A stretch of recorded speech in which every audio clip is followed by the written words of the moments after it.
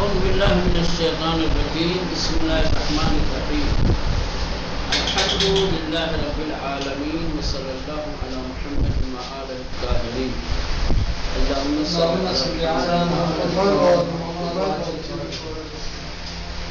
کل کے درس میں کتب اربعہ میں سے چار اہم کتابوں میں سے جو پہلے درجے کی کتاب ہے، جو سب سے پہلے نمبر کی ہے، اصول کافی، اس کے سلسلے میں کچھ چیزیں آپ حضرات نے جانی کہ اصول کافی 3 حصوں میں ہے: اصول، فروع اور روضہ. اصول میں کیا چیزیں بیان کی گئی ہیں؟ کچھ عقلی بحثیں ہیں، کچھ توحید کے سلسلے میں ہے، پھر کچھ اخلاق کی اہم ترین بحثیں. اس کے بعد فروع کافی، اس میں کتاب الطہارت سے لے کر کے کتاب الدیات تک فقہی احکام اور مسائل والی روایتیں ہیں. اس کے بعد ہے روضہ.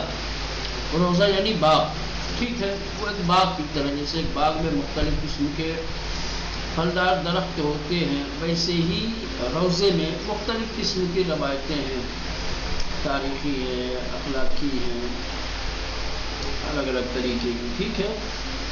اس کے بعد اس کے امتیازات کیا کیا ہیں اصول کافی کے، جو کافی کیوں آگے 4 کتابوں میں پہلے درجے کی سمجھی جاتی ہے اور اس کا رتبہ، اس کا مقام دوسری کتابوں سے زیادہ ہے، اس کی وجوہات بیان کی تھی. 10 وجہ تقریباً ذکر کی تھی، ٹھیک ہے. آخر میں آ کر کے انہوں نے یہ کہا تھا کہ اس کتاب کے سلسلے میں جو کام کیے گئے ہیں، ٹھیک ہے، اس کا خلاصہ آپ حضرات کی خدمت میں پیش کرنا چاہتے ہیں. بہت سارے کام اس کتاب کے متعلق کیے گئے ہیں. اب کتاب کا تعارف کروا دیا، سب کچھ آپ نے اصل کتاب کے بارے میں جان لیا. اب اس اصل کتاب کے متعلق جو دوسرے کام ہوئے ہیں ان کے جاننے کی کیا ضرورت ہے؟ یہ صرف اس لیے تو آشنائی آپ کو ہو جائے گی کہ اس کتاب کے سلسلے میں کتنی شرحیں لکھی گئی، کتنے ترجمے لکھے گئے، کتنے تعلیقیں لکھے گئے، کتنے خلاصے کیے گئے، اور ان تمام باتوں سے اس کتاب کی اہمیت کا اندازہ ہوگا. اگر کسی کتاب کی زیادہ سے زیادہ شرح لکھی جاتی ہے، ترجمے کیے جاتے ہیں، تعلیقیں اس پہ لگائے جاتے ہیں، تو اس کا مطلب یہ ہے کہ یہ کتاب علماء اور دانشمندوں کے نزدیک بہت اہم اور بہت ہی معتبر ہے، جو اتنی زیادہ اس کی شرحیں لکھی گئی. الا معمولی اور عام کتاب کی شرح تھوڑی لکھی جاتی ہے نا. ہاں، تو شرحوں کی تعداد سے، تعلیقیں کی تعداد سے اس کتاب کی اہمیت کا اندازہ ہوگا، اور ایک تو پہچان بھی ہو جائے گی کہ کیا کیا مسئلے کی کام ہوئے ہیں اس کتاب کے متعلق. ٹھیک، چلے دیکھتے ہیں. الف، شرح و حاشیے. اس کتاب کی جو شرحیں لکھی گئی اور جو حاشیے لکھے گئے ہیں، سب سے پہلے التعلیق علی کتاب الکافی، محمد باقر حسینی میر داماد 1041 11ویں ہجری میں، تحقیق سید مہدی رجائیہ. بس خالی یہ فہرست ہے، جلدی جلدی آگے بڑھنا ہے، کوئی وہ نہیں ہے زیادہ پیچیدہ بات کی جہاں رک کر کے شرح دی جائے، وضاحت کی جائے. مطبع خیام سے یہ کتاب چاپ ہوئی ہے. ان تعلیقیں تا کتاب الحجہ از اصول کافی ادامے دار ہے، یعنی کہ یہ جو تعلیقہ ہے، یہ تعلیقہ اصول کافی کی کتاب الحجت تک ہے. ومتن روایات نیز ہمراہ تعلیقیں چاپ شدہ است. تعلیقیں کے ساتھ خود متن روایت کو بھی چاپ کیا گیا ہے. خود روایات بھی ملے گی اور پھر انہی روایتوں کے تعلیقہ ملے گا. ہمچنین شارح کتابی دیگر بنام الرواشح المساویہ دارت کی درآن برقی قواعد علم حدیث علی گاشتے. اسی طریقے سے جو شارح کتاب ہیں ان کی ایک دوسری کتاب ہے جس کا نام ہے الرواشح السماویہ. ٹھیک، اس کتاب کے اندر علم حدیث کے کچھ قواعد لکھے گئے ہیں اور مقدمہ کافی کی شرح لکھی گئی ہے. و دیگر سخن جلدو کیا لکھا ہے مولانا؟ جلد اول ان تعلیق محسوب نشور. ہاں دوسرے لفظوں میں یہ کہ یہ جو جلد ہے وہ یہ تعلیقے کی پہلی جلد ہے. سخن جلد اول ان تعلیق محسوب نشور. اس تعلیقے کی پہلی جلد اس کو کہا جاتا ہے. یہ الرواشح السماویہ. دوسرے شرح الاصول الکافی صدر الدین شیرازی، انہوں نے بھی 1050 میں تہران مکتبہ محمودی سے یہ چھپی ہوئی ہے. ان شرح تاپایان کتاب الحجہ از اصول کافی ادام عدالت. یہ بھی اصول الکافی کے جو باب الحجہ ہے، کتاب الحجہ ہے، وہاں تک اس کی شرح کی گئی ہے. در ضمن ان شرح بتصحیح محمد خاجوی در 2 جلد توسط مؤسسے مطالعات و تحقیقات فرنگی میں چاپ رسیدہ ہے. یہ جو شرح ہے اس شرح کی کچھ تصحیح بھی کی گئی ہے، اور تصحیح کرنے والے محمد خاجوی ہیں جنہوں نے 2 جلدوں میں تصحیح کرنے کے بعد یہ ایک ادارہ ہے مؤسسے مطالعات و تحقیقات فرہنگی، وہاں سے یہ 2 جلد کتاب چھپی ہے. ہم چنین خاجوی ان شرح ترجمے نمودے. اسی طریقے سے خاجوی نے اس شرح کا ترجمہ بھی کیا ہے. بدر 2 جلد توسط ہمن انتشارات بچاپ رسیدے است، اور وہ بھی 2 جلد میں اسی چاپ خانے سے، جس چاپ خانے سے کتاب الحجت کی شرح چھپی ہے، یعنی وہی مؤسسے مطالعات و تحقیقات، وہیں سے یہ 2 جلدیں بھی چھپی ہے. مرآت العقول مولا محمد باقر المجلسی. محمد باقر المجلسی نے مرآت العقول جو لکھی ہے یہ بھی اصول کافی کی شرح ہے. یہ تہران میں دارالکتب اسلامی سے چھپی ہے. چوتھے شرح الکافی الاصول والروضہ المولا محمد صالح مازندرانی، یہ بڑی مشہور ہے. التعلیق مرزا ابوالحسن شعرانی، یہ بھی تہران کے مکتبہ اسلامیہ سے چھپی ہے. ان شرح تنہا اصول کافی و روزیرا دربردارت. یہ جو شرح ہے الاصول والروضہ خود نام سے واضح ہے کہ اصول کافی اور روضۃ الکافی کی شرح لکھی گئی ہے. فروع کافی کی شرح نہیں کی گئی ہے کیونکہ اس کا تعلق فقہ سے رہا، فقہ سے تھا، اس لیے شاید فقہی روایتوں کی شرح نہیں کی ہوگی. پانچویں الشافی فی شرح الاصول الکافی عبد الحسین المظفر. دوم مطبعۃ الغرا نجف، یہ نجف سے چھپی ہے. عربی میں ظاہراً یہ شرح ہے ٹھیک، جس کو عبد الحسین مظفر نے کیا ہے. تو یہ 4-5 شرحیں جن کا تذکرہ انہوں نے یہاں پہ کیا ہے، اور بھی شرحیں ہیں. نوبت پہنچتی ہے ترجمے کی. اصول کافی ترجمہ و شرح ایک ساتھ. سید جواد مصطفی، بڑی شخصیت ہے، بہت کام کیا ہے انہوں نے کتابوں کے اوپر. یہ بھی تہران فرہنگ اہل بیت سے چھپی ہے. اس کتاب کی خصوصیت یہ ہے کہ خود متن حدیث کو بھی کتاب میں رکھا گیا ہے، اور پھر اس کا ترجمہ اور شرح کی گئی ہے. فإلا ترجمہ اور شرح کی اکثر کتابوں میں متن حدیث کو ذکر نہیں کیا جاتا، نقل نہیں کیا جاتا. دوسرے الروضہ من الکافی ترجمہ و شرح سید ہاشم رسول محلاتی. یہ بھی بہت علمی شخصیت ہے، انہوں نے بھی بہت کام کیا ہے کتابوں کے اوپر. ٹھیک، آقائے محلاتی. انتشارات علمیہ اسلامیہ تہران سے یہ شرح چھپی ہے. در ان کتاب متن عربی احادیث موجود ہے. اس کتاب کے اندر بھی عربی روایتیں موجود ہیں. الکافی ترجمہ بانگلیسی المؤسسہ العالمیہ للخدمات الاسلامیہ تاکنون 13 جز ازعال منتشر شدے و متن عربی را بہمراہ دارد. انگلش میں ترجمہ کیا گیا ہے کافی کا، انگلش زبان میں ترجمہ ہوا ہے، اور ایک مؤسسہ ہے ایک ادارہ ہے جس کا نام ہے للخدمات المؤسسۃ العالمیہ للخدمات الاسلامیہ. یہ جو انگلش میں ترجمہ اور شرح کی گئی ہے، 13 جلدیں ابھی تک اس کی منتشر ہو چکی ہے. 13 حصوں میں اس کو چھاپا جا چکا ہے. اور اس کی بھی خصوصیت یہ ہے کہ عربی متن بھی اس کتاب میں موجود ہے. تلخیص یعنی خلاصہ. خلاصہ یہ ہوتا ہے کہ کوئی ضخیم اور بڑی کتاب ہو، اس ضخیم اور بڑی کتابوں میں سے جتنے ابواب اس میں ہیں، یا تو تمام باب کو بس خالی ہر باب میں فرض کر لیں کہ ہر باب میں 10 روایتیں ہیں، تو 10 روایتوں کے بجائے 3-4 روایتیں لائی ہیں، خلاصہ ہو جائے. ایک یہ ہے نا، جو اہم ترین ابواب ہیں بس صرف انہی اہم ترین ابواب کی چند حدیثوں کو ذکر کیا جائے، وہ خلاصہ ہو گیا ہے. سمجھ رہے ہیں؟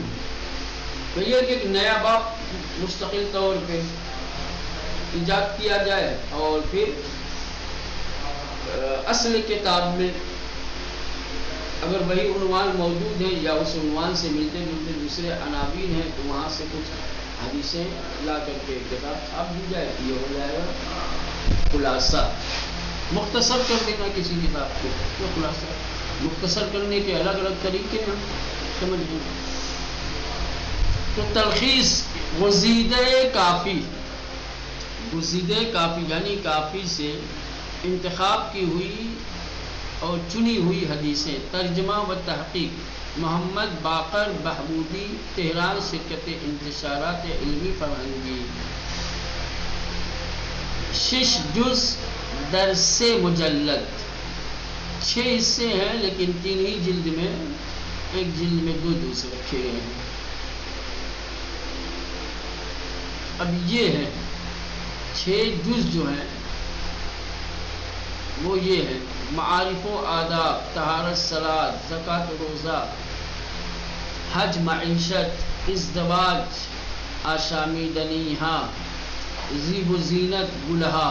یہ خلاصی از اصول کافی. ترجمہ علی اصغر خسروی شبستری. یہ بھی تہران کے کتاب فروشی امیری سے چھاپ ہوئی ہے. تیسرے الصحیح من الکافی، 3 جلدوں میں، محمد باقر بہبودی. اس کے بعد درخشانی پرتوی از اصول کافی، یہ نام ہے تلخیص کا، جس کو سید محمد حسینی حمدانی نے کیا ہے. معجم و رہنما. معجم اور رہنما. معجم کا مطلب یہ ہوتا ہے کہ جس میں سخت اور مشکل الفاظ کے معانی اور مفاہیم بیان کیے جائیں. اب اصول کافی جو 3 جلدوں میں ہے، اس میں بہت ساری روایتیں ایسی ہیں کہ جن روایتوں کے معنی اور مفاہیم بڑی مشکل ہیں، سخت ہیں. لغت شناساں نے تحقیق کر کے، جستجو کر کے ان سخت اور مشکل الفاظ کے معانی اور مفاہیم کو ذکر کیے ہیں تاکہ احادیث کو سمجھنا سہل اور آسان ہو سکے. اس کو معانی ہے نا، جیسے قرآن کی لکھی گئی ہے معجم القرآن، قرآن کے الفاظ معانی. جیسے معجم کافی، کافی میں جو حدیثیں ہیں، ان حدیثوں میں جو کلمات ہیں کے ٹھیک.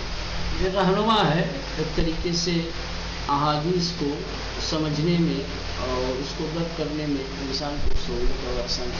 المعجم المفہرس لالفاظ اصول الکافی، یہ ہے الیاس کلانتری، انہوں نے لکھی ہے یہ المعجم المفہرس لالفاظ اصول من الکافی. علی رضا برازش، انہوں نے لکھی ہے. تیسرے الہادی الی الفاظ اصول الکافی، اس کو سید جواد مصطفی نے لکھا ہے اور تا حرف شین تک ہے، الف با سے کے حساب سے، الف سے لے کر کے یا تک. نمبر 4 فہرست فہرست احادیث اصول الکافی مجمع البحوث الاسلامیہ. ٹھیک، یہ گروہی کام ہوا ہے، کسی ایک شخص کا نہیں ہے. آستان قدس رضوی میں جہاں تحقیقاتی کام کیے جاتے ہیں اجتماعی طور پہ، گروہی طور پہ، وہاں پہ یہ کام ہوا ہے، اسی لیے کسی خاص شخص کا نام نہیں ہے. پانچویں، فہرست احادیث الروضہ من الکافی. روضۃ الکافی کی فہرست اور اس میں جو احادیث اور روایتیں آئی ہیں ان کے معنی اور مفاہیم، یہ بھی وہیں سے چھپی ہے، آستان قدس رضوی سے. یہ بھی گروہی کام ہوا ہے. فہرست احادیث الکافی بنیاد پژوہشہ اسلامی آستان قدس رضوی، یہ بھی وہیں سے، یہ بھی گروہی کام ہوا ہے. اسناد و رجال کافی، کافی کے اندر جو روایتیں ہیں اور ان روایتوں کو جو بیان کرنے والے راوی ہیں، ٹھیک، ان کے سلسلے میں بھی کتابیں لکھی گئی ہیں. سند روایت کو ذکر کیا گیا ہے اور راویوں کا تعارف، ان کی شخصیات کے بارے میں بتایا گیا ہے. کون راوی کتنا موثق ہے، کتنا معتبر ہے، کتنا قابل اطمینان ہے، کون راوی ضعیف ہے، قابل اعتبار نہیں ہے. سمجھ رہے ہیں؟ ایک ہوتے علم رجال جس میں جو ہے، یا فہرست رجال جس میں تمام راویوں کا، لیکن یہ کتاب جو صرف اور صرف اصول کافی کی 3 جلدوں میں جو روایتیں ہیں اور ان روایتوں کو نقل کرنے والے، بیان کرنے والے جو راوی ہیں، صرف ان کا تعارف. تجرید اسانید الکافی و تنقیحہا، حاج مرزا مہدی صادقی انہوں نے لکھی ہے. الموسوعۃ الرجالیہ حسین طباطبائی بروجردی، 7 جلدوں میں. ٹھیک، اس کے بعد جلد 1 ازئی مجموعے باعنوان ترتیب اسانید کتاب الکافی در 567 صفحے، و جلد 4 آن باعنوان رجال اسانید اور طبقات رجال الکافی در 468 صفحے، مربوط بے کافی مباشر. کہنے کی جو پہلی جلد ہے یہ 7 جلدوں میں سے، وہ ایک مختلف عنوان کا مجموعہ ہے. اس میں ترتیب اسانید کتاب الکافی، کتاب کافی کی جو سندیں ہیں ان کو ترتیب کے ساتھ بیان کیا ہے. اس میں جو کل صفحے ہیں 568 ہیں. چوتھی جلد اس کا عنوان ہے رجال اسانید اور طبقات رجال کافی، اور اس سے چوتھی جلد کے اندر 468 صفحے ہیں جو کافی سے مربوط ہے، کافی کے سلسلے میں ہے. چلیں، دربار کافی.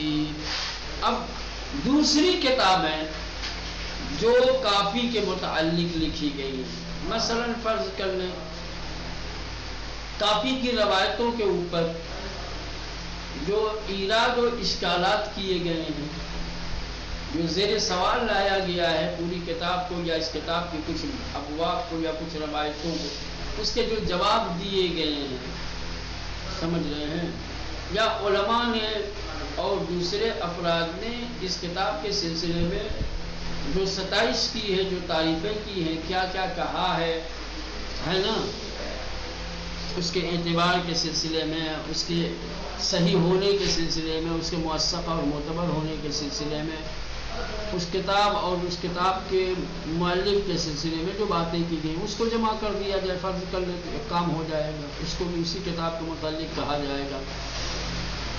کافی کے بارے میں دفاع عن الکافی، دفاع عن الکافی یعنی کافی کا دفاع. سامر ہاشم حبیب العمیدی، ٹھیک، انہوں نے لکھی ہے. الشیخ الکلینی البغدادی و کتابہ الکافی، یہ بھی سامر ہاشم حبیب العمیدی نے لکھی ہے.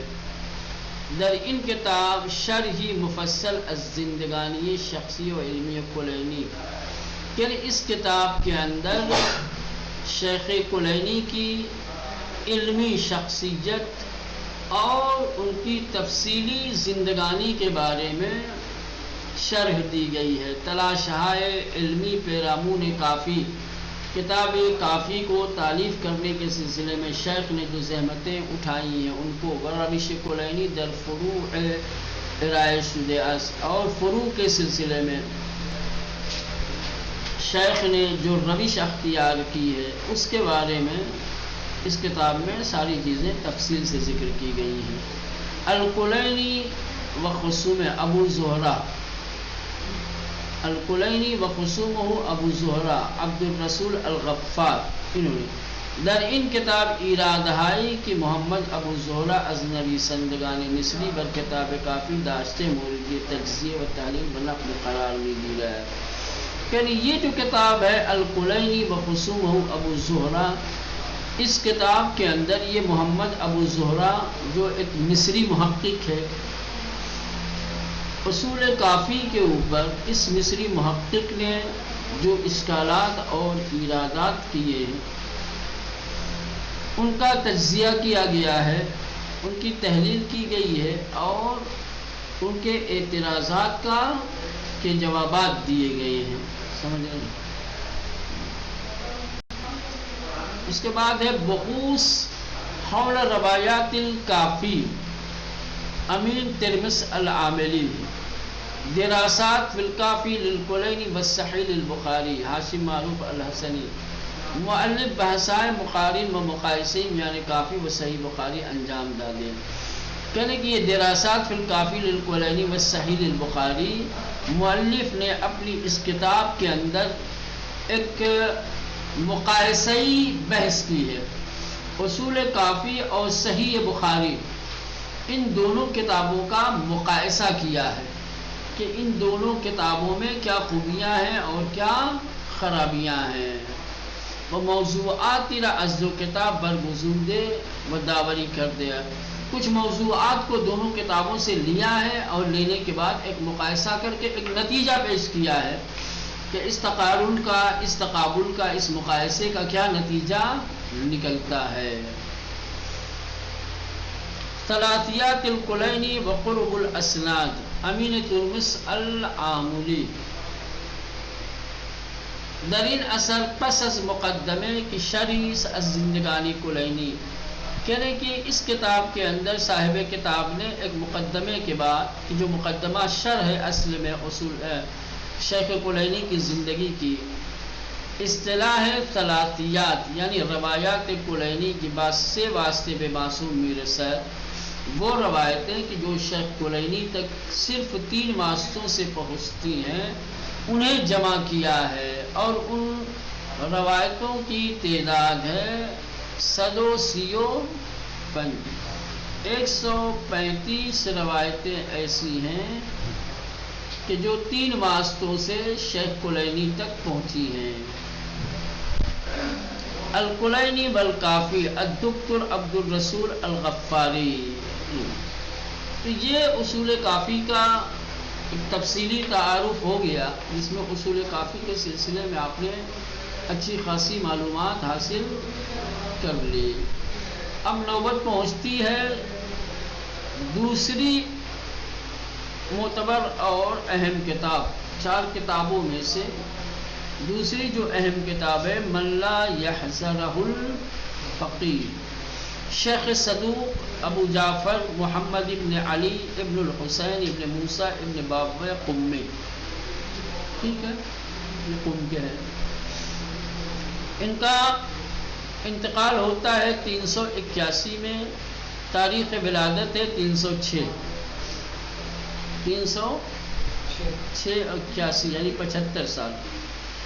محدث و فقیہی پرکار و سخت کوشش، کہنے کی ایک محدث ہیں، فقیہ اور بہت ہی زیادہ زحمت کش، پرکار و سخت کوش یعنی بہت زیادہ جد و جہد کرنے والے، کوشش کرنے والے اور کام کاج میں مشغول رہنے والے، کہ در عمر 75 سالش کہ اپنی 75 سال کی زندگی میں نزدیک 600 کتاب تحریر کر دیا، تقریباً 300 کتابیں لکھی ہیں۔ 75 سال کی عمر میں انہوں نے 300 جلد کتابیں لکھی ہیں۔ اللہ،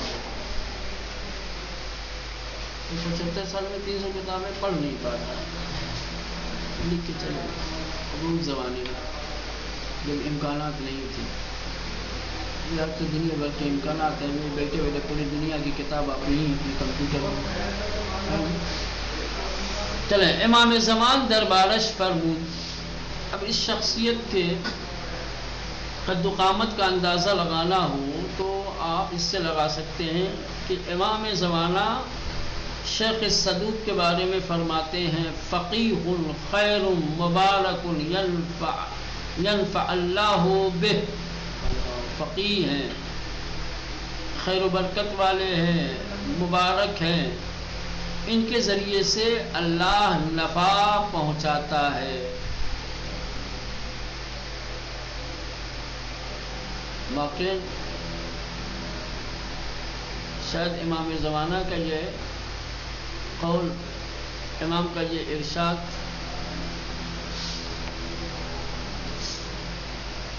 اس کی برکت سے ہی زندگی میں برکت ہوئی ہے۔ چلے، وہ خود چنین افتخار می کند اور خود شیخ مفید افتخار کرتے ہوئے فرماتے ہیں کہ انا ولدت بدعوت صاحب الامر، یعنی کہ امام زمانہ کی دعاؤں سے میں پیدا ہوا ہوں۔ امام زمانہ کی دعاؤں کا نتیجہ، وہ واقعہ پورا آپ لوگوں کو یاد ہوگا، بڑی بات ہے۔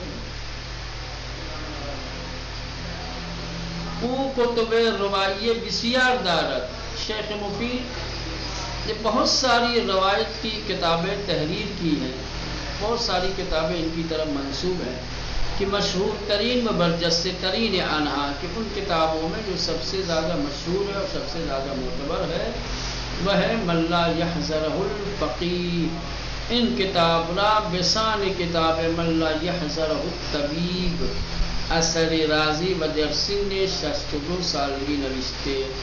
کہہ رہی کہ یہ کتاب رازی کی کتاب من لا یحذرہ الطبیب کے معیار کی ہے اور اس کے برابر ہے، کہ جس کتاب کو رازی نے 62 سال کی عمر میں لکھا تھا،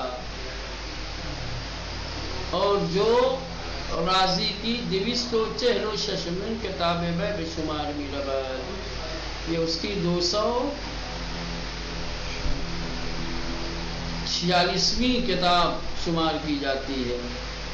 من لا یحذر الفقیہ در 4 جلد بچاپ رسیدے۔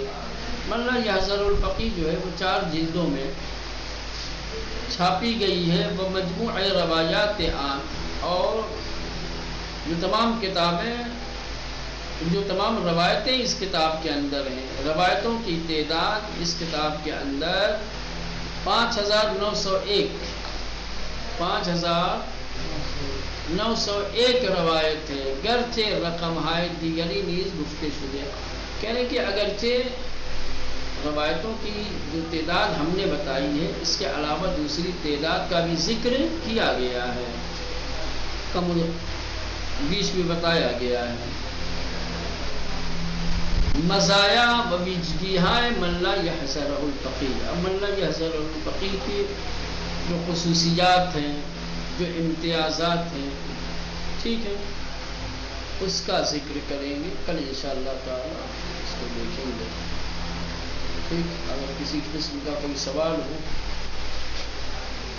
کوئی بات ہو، بسم اللہ بتائیں، واضح سے